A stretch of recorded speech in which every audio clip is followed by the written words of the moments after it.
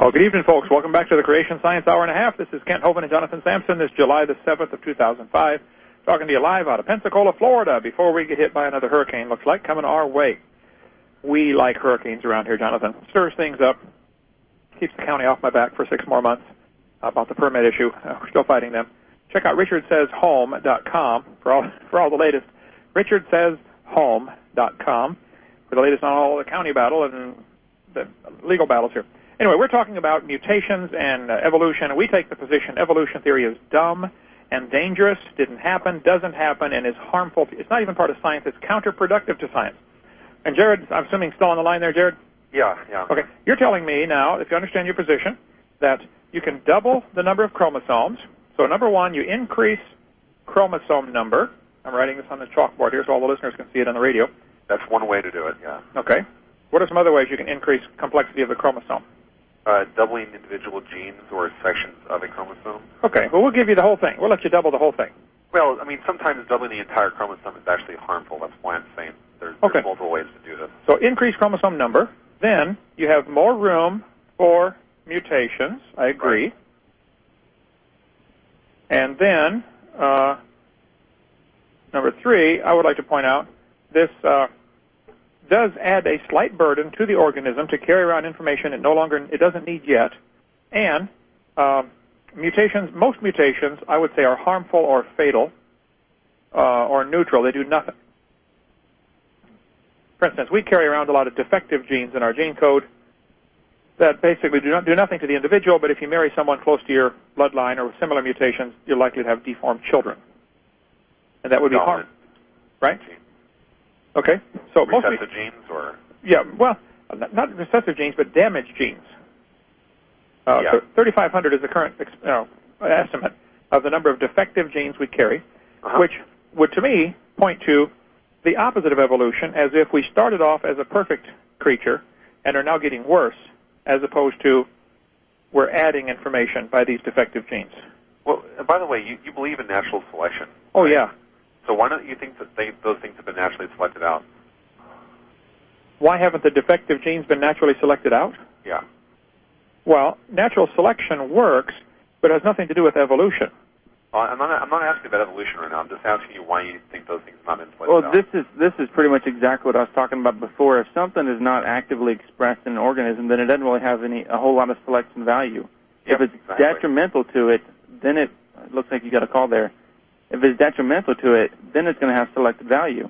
If it's beneficial for it, then it will. But just like I was saying before, even if you double a chromosome, polyploidy or something like that, if it is not expressed, then what makes you think that natural selection is going to make this better to where it can use it in the future if it's not expressed?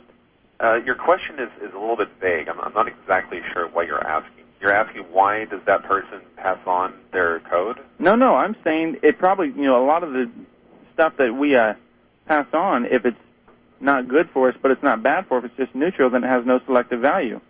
Right. I mean, it has no pressure to get it out of there. That's right. And even if and with your example, I guess the axe swings both ways on that. If you want to double the amount of chromosomes in an organism, but it still has no selective pressure, then what makes you think that natural selection is going to make that bigger and stronger and then eventually use that for something in the future?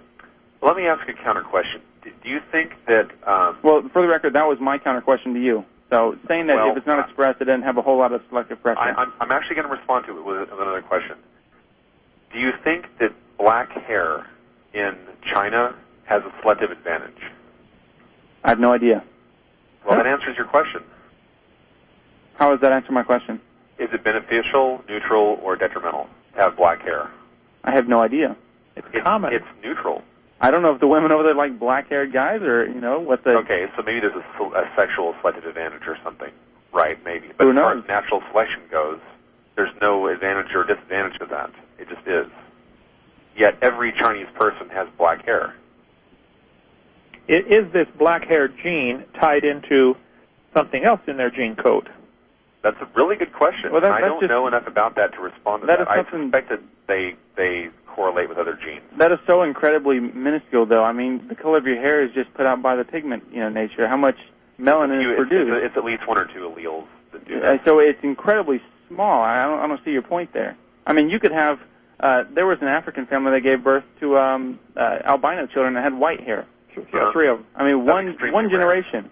So, I mean, I still don't see what your point is. Yeah, but that's an extremely rare event. That has well, it still happens. I don't see what your point is, though. Well, it has nothing to do with the grand picture. Okay, well, let's give Jared the point that, yes, most Chinese, I would say, I don't know of any Chinese that don't have black hair. I think they all have black hair. Okay. Yeah, so, and brown eyes. And that proves we came from Iraq. No, it doesn't. But it's a response to the idea that neutral mutations or neutral changes have some kind of problem with being carried on. They obviously don't. You look at that, though. The color of the hair isn't expressed. That's a phenotypic expression right there. That is actually expressed. Okay? Yeah, and I guarantee you that I could find things in Chinese people's genomes that aren't expressed, that aren't in common with European. I promise you, I could find that. I don't see, but your example here, we're talking about non-expressed things, information that's not being expressed. Uh-huh. And you're saying that has some type of selective pressure, it's beneficial in some way, and then your example was hair color, which is expressed. No, I'm not saying it has a selective advantage. I never said that. Well, then how is it going to take this information? How is evolution and natural selection going to make it better for the future? Hold on. Now, you said that's how creatures become more complex, their specified complexity is a way. Okay, well, still, you can explain this a way for us. If you double the amount of chromosomes, but yet that new information or that new material is not expressed, it's not expressed, then how are you going to make that better if it has no environmental pressure? Okay, all that needs to happen is for the individual that has this increased genome size, in whichever way it is, polyploidy or chromosome doubling or gene doubling, the individual that has this mutation happen, where this doubling happens, all they need to do is pass this on as normal, and it will spread to the population as soon as there is a positive selective advantage. So is that adding information? Yeah, the mutation is adding information if the mutation acts upon the new area of data. Well, did they already have hair and it's now a new color? Or how is this new information? They already had hair. Are we talking about something specific here? I mean, this is a general concept. Well, if you're saying this getting black hair, I don't see how turning hair black is adding information. I really don't. Yeah, that's. I mean, they're not growing wings or a beak. That's increased melanin level. It's putting out more melanin. I don't see what you're saying here. Sure, that specific example doesn't really have much to do with what I'm talking about. That has absolutely nothing to do with evolution. Right. That doesn't have much to do with, like, evolution in the sense of, like... No, it has nothing because that will never... I mean, pigment fluctuations, that has absolutely nothing to do with molecules demand evolution. Right. Your skin color, your eye color, your hair color... That type of stuff is completely unrelated. So I'm still, dumbfounded why you even bring that up. So let's not talk about it then. Okay, good. Go on to something else. Okay. Yeah. So are we in agreement or disagreement about the information increasing?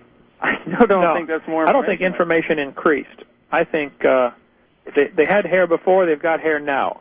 You're going to hair. I'm talking about a general phenomenon that has to do with chromosomes and genes and mutations. Well, you brought up hair. All right. I would say the chromosome number has increased, but no, the information has not increased. Me having a copy of a book or having 2 copies of the book, it's still the same information. Okay, but once you start to change the information in one of the copies of the book, has information then increased? Doing typographical errors to a manuscript is unlikely to give new information. It's more likely to give gobbledygook. It is unlikely, but that doesn't mean it doesn't happen. No, I even think you'll see there are examples. For instance, there was a debate going on between Lee Spetner, who wrote the book Not by Chance, which is a biophysicist, really up on the information science, and he was debating Dr. Edward Max from Stock Origins. Uh-huh. And they found, like B-cell maturation, they found little things that would increase information.